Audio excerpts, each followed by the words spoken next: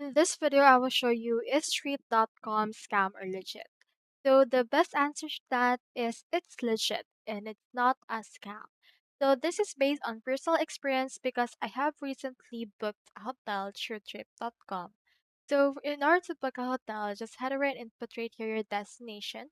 For example, let's input right here Boracay and let's put in here the check-in date as well as the checkout date.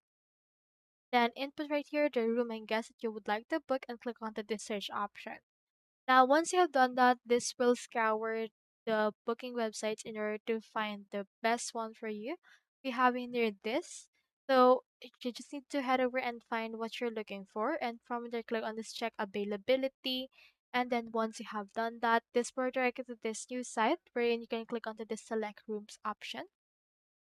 And then from in there, it should be able to show you the price comparisons for that. Just head over and click on reserve and then pay for this booking.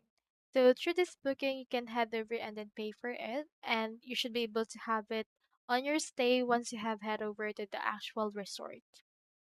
So that's all there is today, and I hope this video helped you out.